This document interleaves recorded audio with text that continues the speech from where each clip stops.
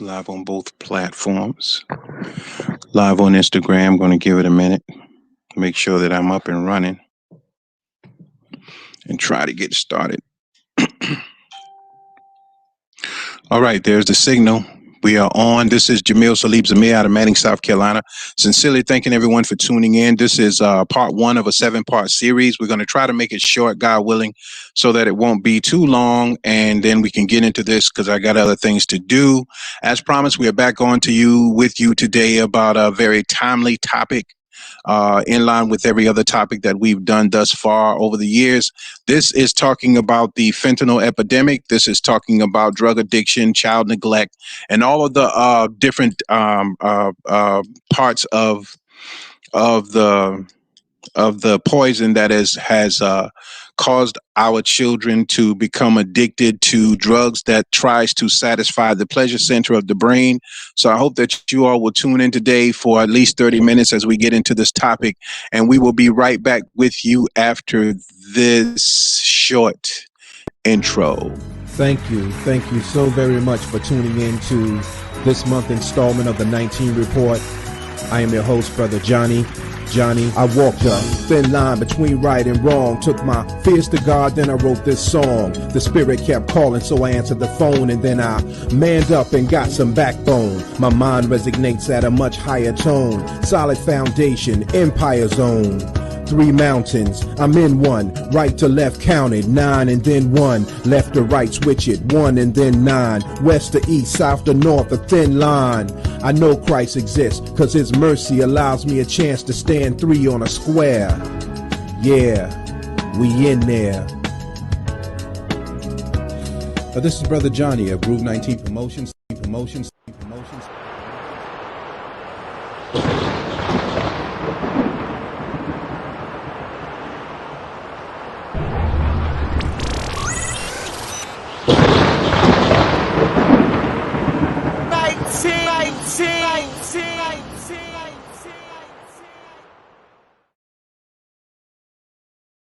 All right, I want to thank everyone for tuning in. This is Jamil Salib Zamir out of Manning, South Carolina. Again, 7-part series, part commentary today. We're going to start going deep into the cause of a thing. We're going into the cause of a thing. And I hope that you will like and share this. If you like it, please hit the like button, hit the share button on Facebook. We are on Facebook on the 19 Report, also my personal page, Jamil Zamir. And also we are on YouTube. So for the YouTube family, I hope that you all will stay tuned. And if you're not subscribed to YouTube, go ahead and subscribe over to our channel, The 19 Report. Like and share the channel. Again, we're trying to get up to at least 3,000 followers this year, God willing. So, and we're also broadcasting live on Instagram over to my left. Probably your right. So I thank everyone for tuning in. We want to talk about a problem that's been festering in the Black community since forever. Anytime we're looking for a way to escape a thing, we look for something to compensate for the feelings that we have. And one of the main issues that we're facing today is that we're not able to conversate. We're not able to conversate. So the Bible says what's done in the dark will come to the light. And I'm paraphrasing that. But this generation, I was just talking to my son, this generation since the 90s or late 80s, 90s, 2000s, you all are the manifestation of what we did in the dark and what's coming to the light. So most of your clergy, your so-called religious people, political people, people with good jobs, they're not going to take the responsibility of what's been done, although they're the molesters, they're the incestors, they're the ones who committed adultery, they're the ones who sold the drugs, used the alcohol, had the promiscuous sex, abused the children, neglected the children. Now that they're older, they're in the church and they don't want anyone to see them as human. They want everyone to see them as these perfect people. In fact, they hide their own children's pain and suffering behind nice clothes. They hide their wrongdoings. They're able to pay their way out of trouble because they have a name in a town or a city. They're able to get away with that. But what goes on in the dark, and that applies to all races of people, will come to the light. If a person doesn't like you, you will eventually find out about it.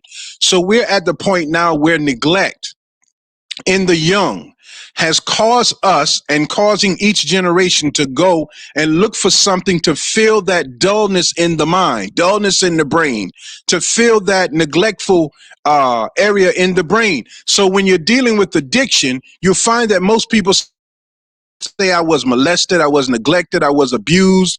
All of these other underlying issues are causing the love of this drug that helps us to forget. So you cannot depend on most of your clergy to tell you the truth in this day and time. They're going to lie until they die. That's just where they are. They don't want any quote unquote family secrets out in the open, abuse, molestation, the children that the uncle fathered the children, the daddy fathered the children, the daddy got 20 children. They don't want none of that known. So technically they cannot help in this day and time because the truth is what's going to set our children free. And most people are so damned caught up in looking the part that they don't know how to actually live the part. And so people like myself and others, we are ostracized and considered troublemakers. We're considered the snitches because we're willing to see the wrong and try to correct the wrong. And no matter what the consequences are. So I thank you all for tuning in today. We're going to go into fentanyl. This is the 7-part series. So we're going to go into this today, but we're going to start out with neglect because I want you young people to understand what your body is craving. You can never get from a drug. You can never get from sex. You can never get from anyone that does not understand or comprehend the level of your pain. Sympathy will not correct that. Empathy will not correct that. What corrects that is when we're willing to take on the challenge of correcting ourselves internally and admitting to the fact that we're in pain because of our childhood. Not that you blame the people who put you through the pain because they were as messed up as we are. We're all messed up. But it's just that the things that were hidden are now coming to the light and they must be manifested in order that God will help us. Because if you act like nothing is wrong, what's the use for God to come? If you're convincing the new generation that all they got to do is pray and go to church, but not address the issues, what church is talking about drug abuse? What church is talking on a daily basis? What church has ministries that deal with drug abuse, child abuse, mental abuse, child neglect? I'm not talking about getting grants and calling it a ministry so you can keep receiving funds. I'm talking about actually addressing issues and doing something about it. What religious group, what street group, what political party? None, not at all. Just these grassroots people who are doing all they can do in order to get this message out. So I thank you for tuning in today. This is Jamil Salib Zamir. Short message real quick because I see something that's beginning to disturb me and I'm going to warn you about it now by God's permission. Anything that happens in the South, anything that happens in South Carolina and Manning in particular, none of these Negroes are original. And nothing that they do, nothing. There is no originality here. So when you start talking about organizations and gangs and groups, they're starting to get into a realm where they're dealing with the Mexican cartels and these other people who do not play by the same rules. These are original gangsters, OGs. They started it. They understand the mechanics of it, the rules, the do's, the don'ts. These newcomers are wannabes, very dangerous. Your children are involved in it. My children are involved in it.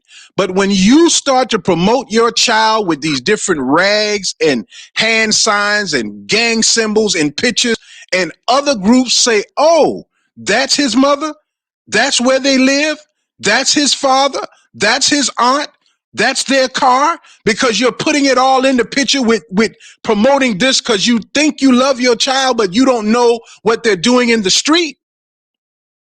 Then you make yourself a target for every group that is a rival group to them, what they call ops. I'm getting back to the subject, but I got to get this to you.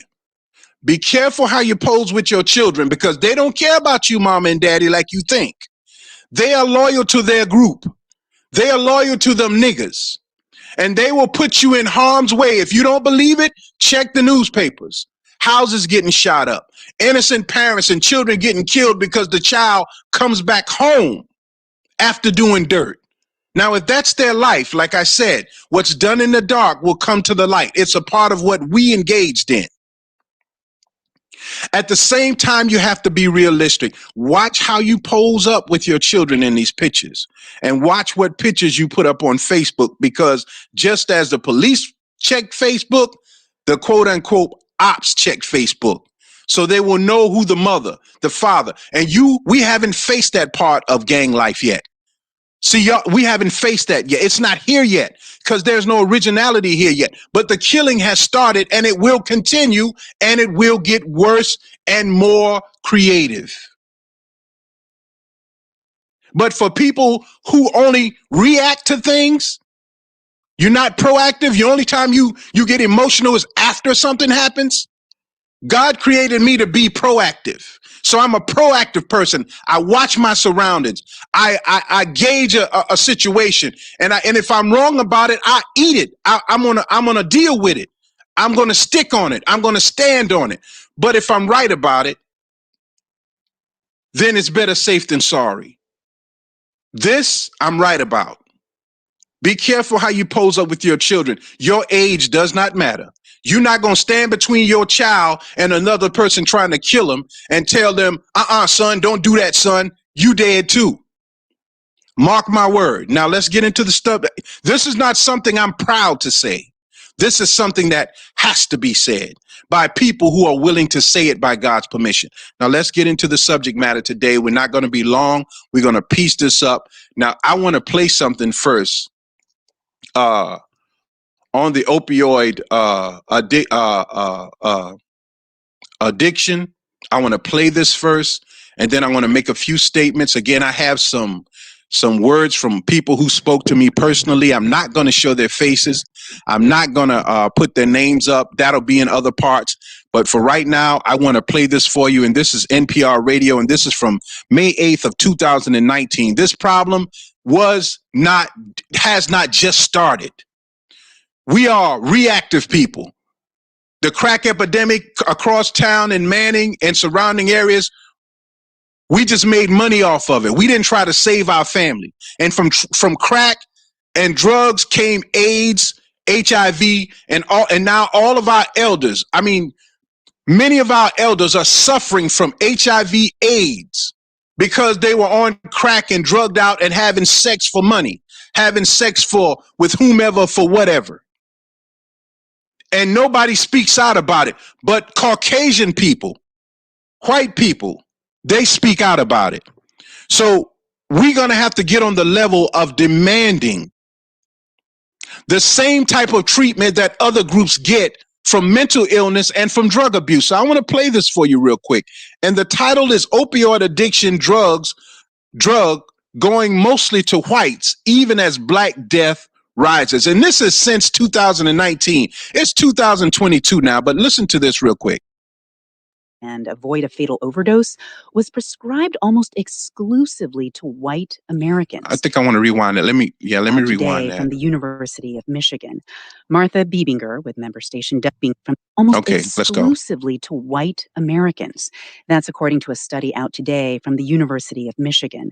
Martha Biebinger with member station WBUR explains that this is the first hard data showing that there's a racial gap when it comes to treating opioid use disorder. Between 2012 and 2015, overdose deaths surged in many states, and so did the number of visits during which a doctor or nurse practitioner would prescribe buprenorphine, brand name Suboxone. Study author Dr. Pooja Lagasetti says they looked at more than 13 million of those medical visits, but found no increase in prescriptions written for Blacks. White populations are almost 35 times as likely to have a buprenorphine-related visits than Black Americans. That was happening even though overdose deaths were rising faster for Blacks during this period than for whites. This epidemic over the last few years has been framed as largely a white epidemic, but we know now that that's not true. What is true, says Lagasetti, is that 75% of the white patients either paid cash for the buprenorphine visit or used private insurance.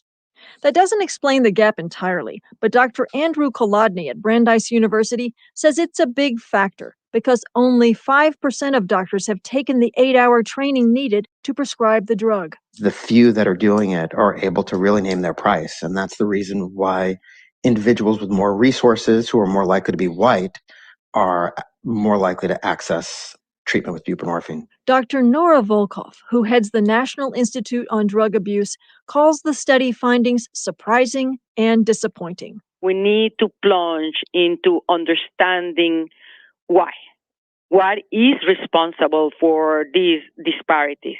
Because once we understand what is responsible, then we can tackle them. The authors of the study say health officials in each state need to look closely at how much Medicaid pays doctors to treat patients who are addicted.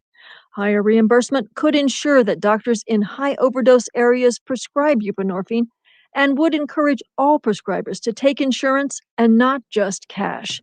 For NPR News, I'm Martha Biebinger in Boston.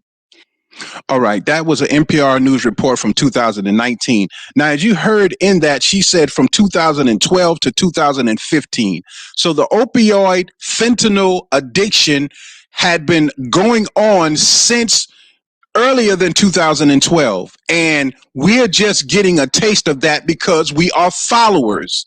We follow things. Whatever is introduced to us is what we accept. So I want to go into a little bit of detail about that. I want to go into some of the information that I was given from a doctor that I spoke to.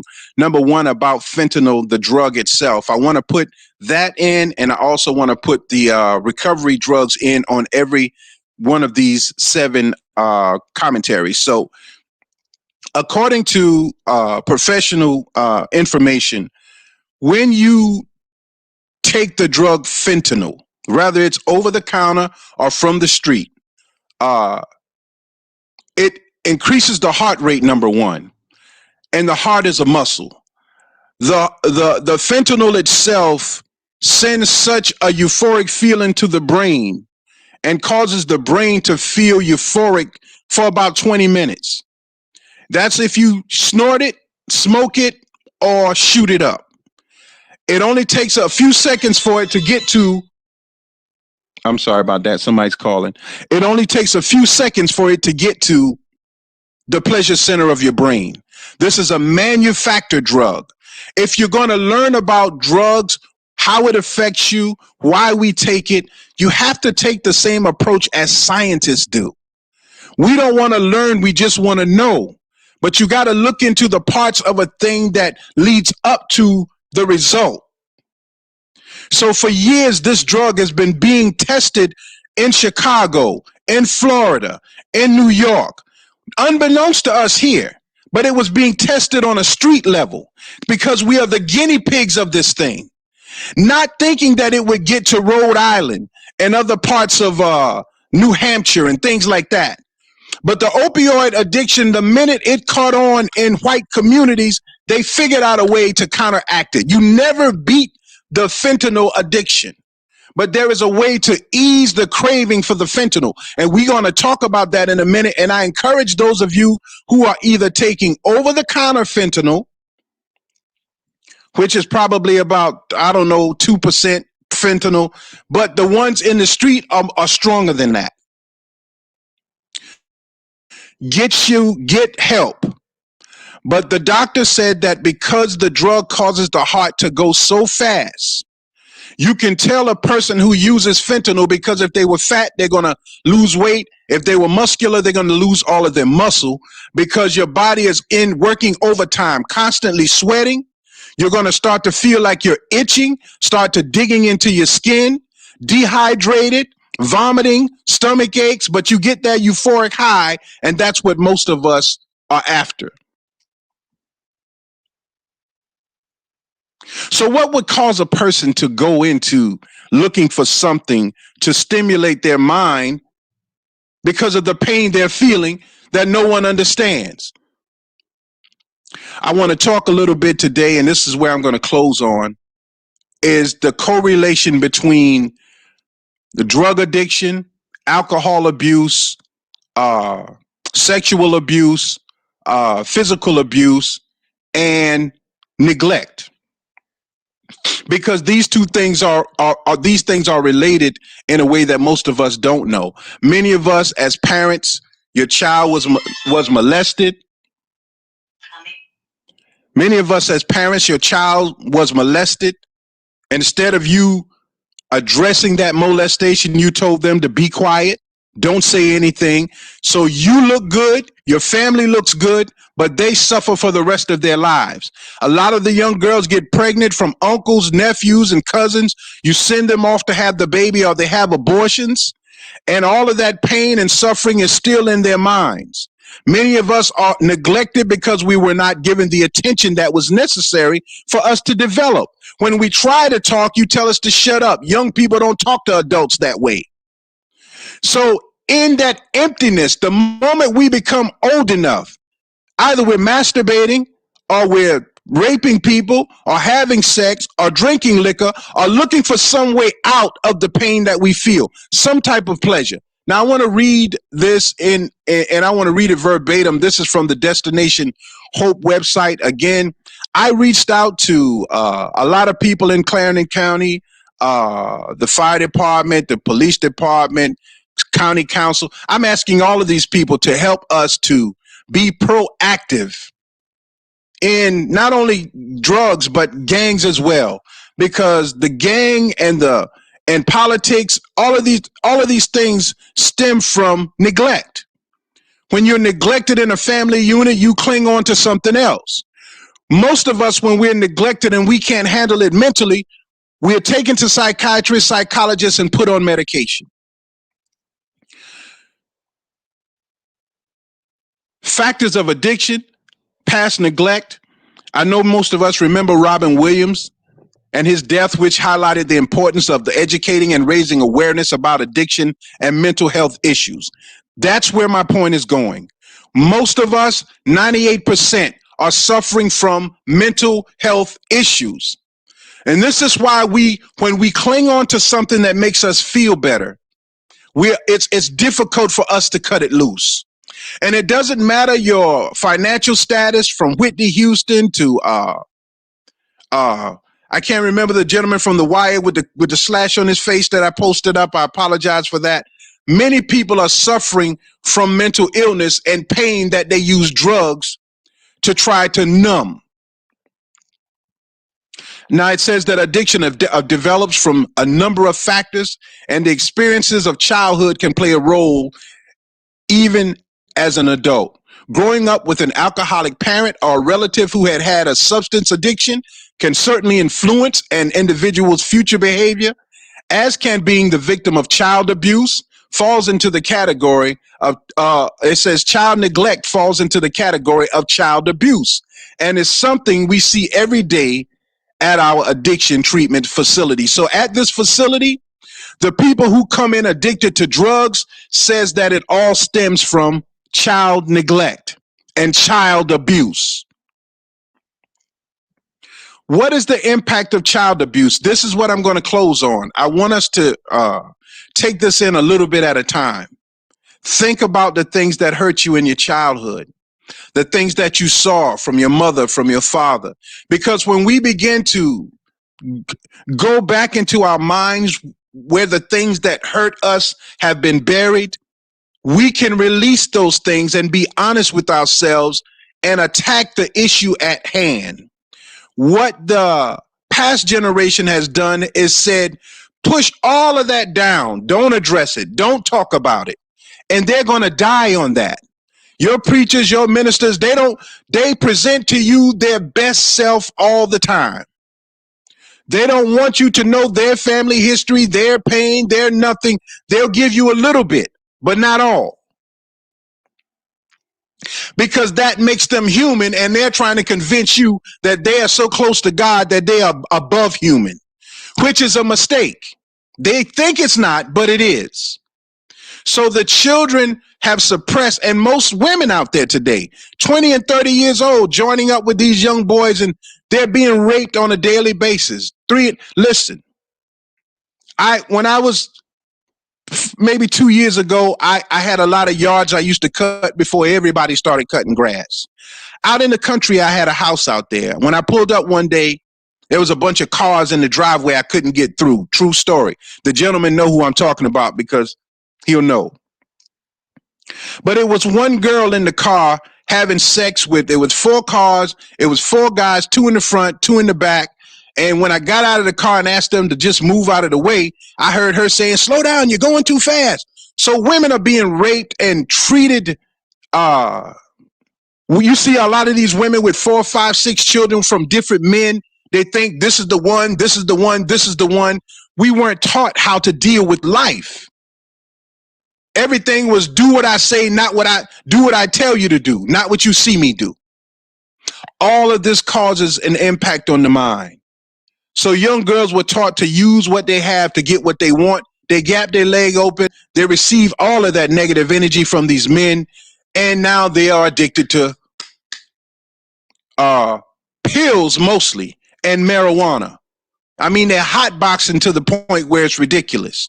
But all of this comes from levels of neglect, levels of low self-esteem, levels of not knowing who I was before I gave myself to someone else.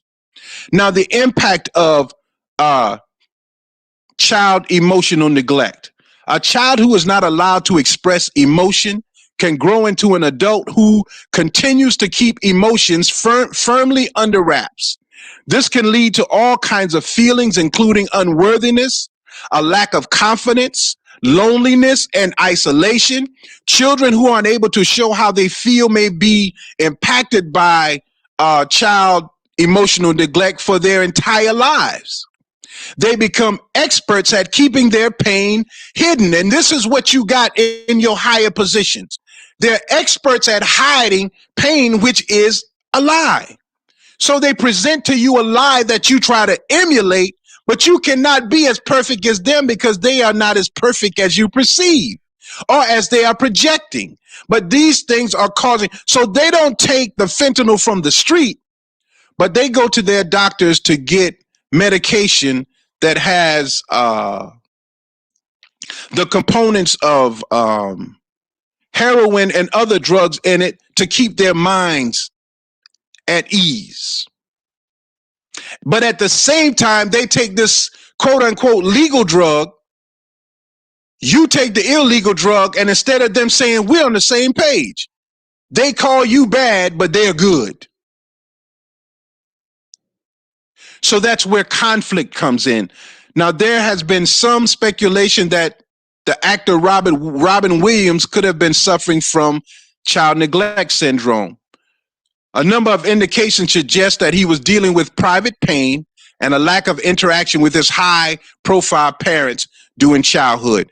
Most of us are not able to talk to our parents. They tell us, shut down, shut up, sit down, stay in a child's place. We're not able to. How many of you were taught from your parents about sex, about actually the penis entering the vagina and what it does, the pleasures of sex, or did they just tell you don't have sex?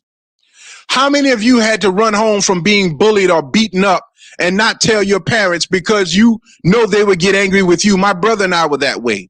If we ever fought back in school, when the principal called, not only did we get it suspended from school, but our mama gave us a beating because we fought back. We were taught to be passive and peaceful. I guess that's why I'm so aggressive now. But we were taught to be, let everybody run you over just so long as you don't get into trouble. These are the things that leads to addiction.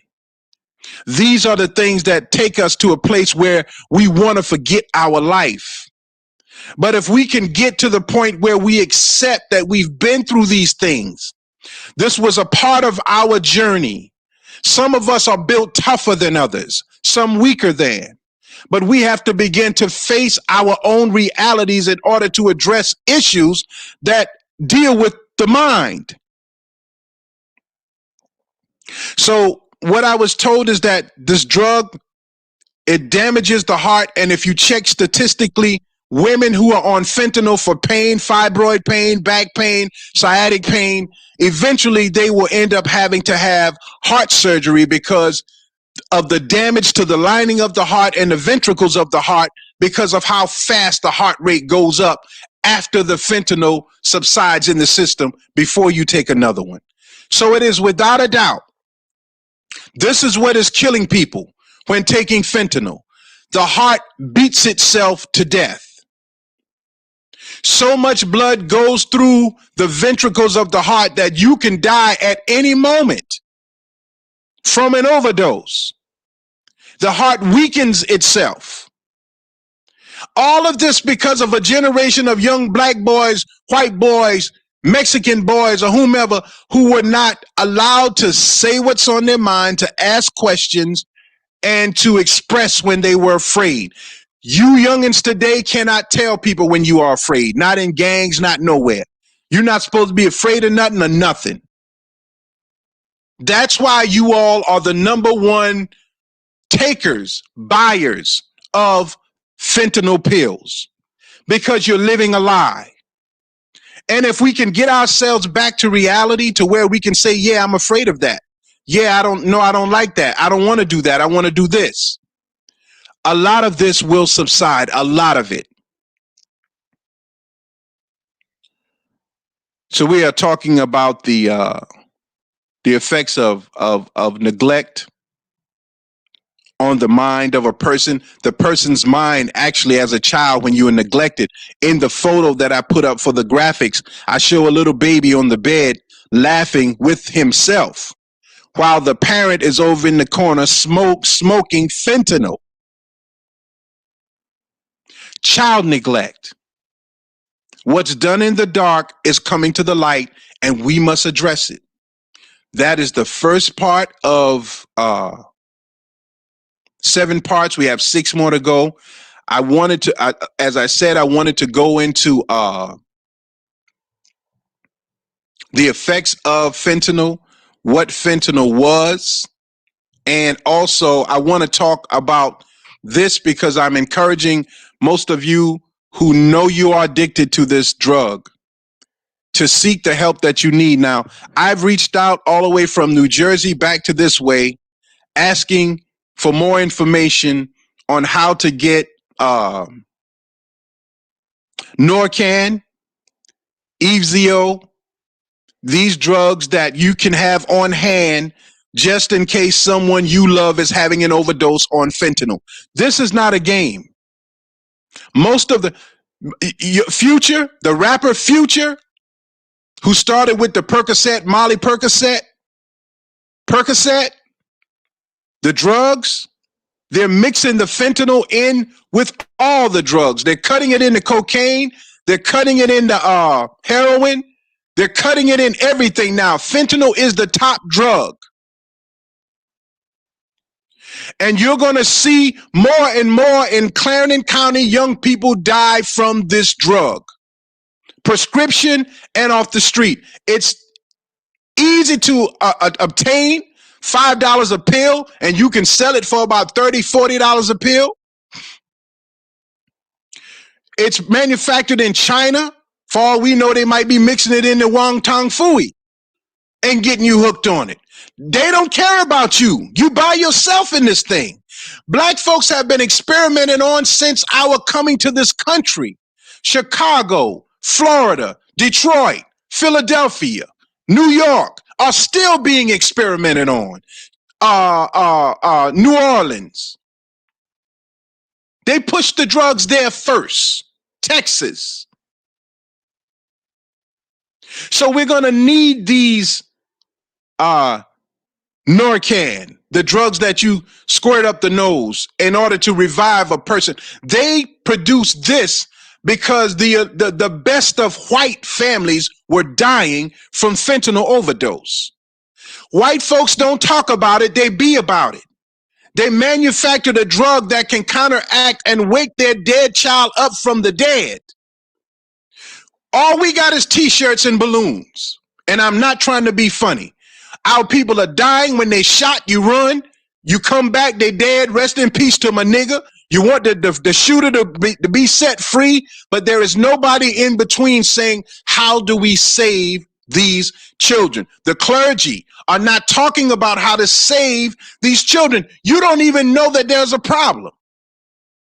From work to home to church.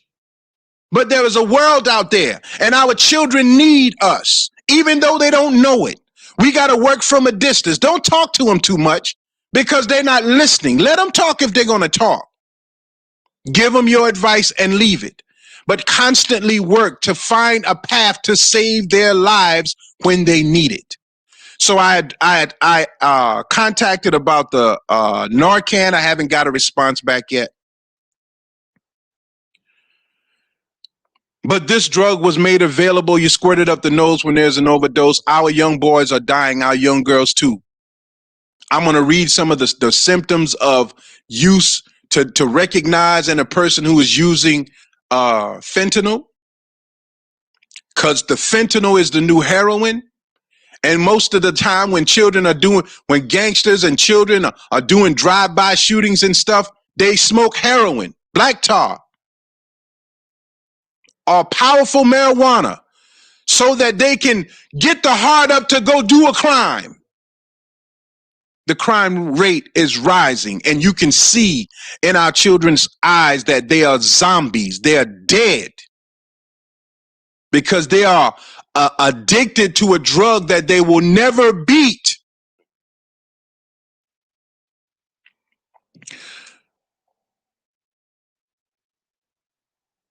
Naloxone, which is Narcan, nasal spray is used along with emergency medical treatment to reverse the life-threatening effects of a known or suspected opioid narcotic overdose. Naloxone or Narcan nasal spray is in a class of medications called opioid antagonists. The drug actually fights the opioid addiction. So I encourage any of you that know more about these drugs and how to get them, buprenorphine or naloxone or Suboxone, how to get these things and have them made available for those who may need it. Most of people who are addicted to fentanyl will be on buprenorphine for the rest of their lives. Now, buprenorphine is a medication that works in the brain to treat opioid use disorder. Opioids include heroin and prescription pain relievers such as hydrocodone, oxycodone, morphine, and fentanyl. Buprenorphine is the active drug in naloxone. Is known as a partial opioid antagonist, which means it partially works like an opioid, and the effect is weaker than full agonists like heroin and methadone. So you're getting a small dosage of a drug to stop you from overdosing from the drug, if that makes any sense. That's what happens in methadone clinics and places of that sort. So the death toll is rising in the Black community. Our young children are on fentanyl. Everybody's dealing it. Everybody's got it. Fentanyl is one of the most deadliest opioids in the world. Sadly, it's risen in popularity as the opioid epidemic continues to claim lives throughout the United States each year. Thousands of Americans overdose and die from using fentanyl. Many times people are unaware that the substance they are consuming is spiked with fentanyl. Because the grade of marijuana stinks more, but is less potent because we smoke it every day, we are lacing marijuana with fentanyl like we used to lace marijuana with crack cocaine when I was coming up. We called it a woolly blunt. You didn't know you were smoking a woolly blunt. They crack the crack up on the blunt, roll it up in a Philly or a Dutch Master. You smoking it, passing it, smoking it. You either smoking marijuana dipped in formaldehyde, or you smoking marijuana laced with crack cocaine. 3 weeks later, you hooked on crack cocaine. You're going to get addicted to this fentanyl. It is not, the epidemic has not even started yet, because we're late to the race, always in South Carolina. There's nothing original here. We only follow. We only follow in music, drugs, abuse, whatever is hot is what we do. 10 years after it started. I'll be impressed with any of you if y'all can go to Chicago, to LA right now and survive on the LA streets, how they banging out there. Now, I want to show you this and we're going to close. People always talking about the paperwork. You got the paperwork. Well, I got the paperwork. I got the whole dossier on fentanyl, how it was produced, who produced it, and why. But I want to read this real quick. This is a prepared statement from the Honorable Tim Murphy. And Tim Murphy is a government official. I don't know his official capacity. I don't want to roll down from this screen because I want to keep it right here, but I want to read this real quick. It says America is in full-on opioid crisis. About 2 decades ago, it started with the overprescribing of opioid drugs and then shifting more to heroin. Two decades ago. Century is 20 years, a decade is 10 years, 20 years ago. Today, the subcommittee examines the next wave of the opioid crisis as an even more dangerous threat on our streets, fentanyl. The surge of fentanyl is having a dramatic and deadly effect on our communities. We all see the headlines. These are our neighbors, our families, our friends. We need an all hands on deck approach to fight this problem, which will involve not just the federal government, but state, local, and even international partners. Fentanyl is made in a lab. Fentanyl is made in a lab for many years. It has been a powerful pain medication used by patients with cancer or for those with extreme pain. It is about 50 times more potent than heroin and 100 times more potent than morphine. This is what we're dealing with. You cannot beat this thing, not on your own and not even with help, if you don't have something to counteract the effects of this fentanyl. What you're seeing on the streets with our young people, they are addicted to drugs from neglect. Our children were neglected. We expected the best. I tried my best with my children. But the first litter of them, I did not give them the opportunity to talk back to me and tell me what they were thinking. But the second one, I allowed them to talk, and I realized at a point, they're going to want their view. You step back and pray that they don't make a mistake that they can't come back from. But drug abuse, alcohol abuse, and certain crimes, once you do it, it's over. I thank you for tuning in. This is Jamil Salib Zamir out of Manning, South Carolina. We got a whole lot more to go. We got 6 more sessions to go, and we're going to be talking about, from the beginning, the problem and the reaction and the solution to the problem. So I thank you all for tuning in to this installment of the 19 Report. Please like and subscribe to this. Oh, I'm sorry. Thank you for reminding me. I wanted to read this real quickly so you will know what to look out for. Again, you must study and go into, you can't just use hearsay on certain things. Fentanyl side effects, mental and physical effects of fentanyl use. Fentanyl is a narcotic opioid drug used to treat pain. They give it to horses for pain. Fentanyl can cause side effects similar to those of opioid drugs, including heroin, oxycodone, or morphine. Side effects range from mild to severe and may include relaxation, which is what most people are after, to relax their mind for once in their life. They want to be free of all the thoughts and pain and hurt of life. And then you look for something to help you, but it ends up hurting you even more. Side effects of fentanyl: drowsiness or fatigue. You'll find that people who are on fentanyl sleep most of the day. Confusion, trouble concentrating, tightness in the throat, stiff or rigid muscles, relaxation and euphoria. This is the main feeling that you're after. Physical weakness. As I said, you lose all your muscle. You'll find, I'm going to show you in a few of the clips that I show in the future of people who dig their skin because they start itching. And after that, of course, depression, depressed breathing, shallow breath or irregular breaths. These are the things that are leading to a heart attack, slowed heartbeat, sweating, flushing, constipation, dry mouth, and nausea. When you see these things start to occur, again, other side effects: reduce of urine output, because I told you all that we are becoming more and more dehydrated, dusty looking, dirty looking, anxiety. So when you put that anxiety on top of people who are already in, say, like gang activity, and they think everybody is after them, that anxiety is going to cause them to trigger.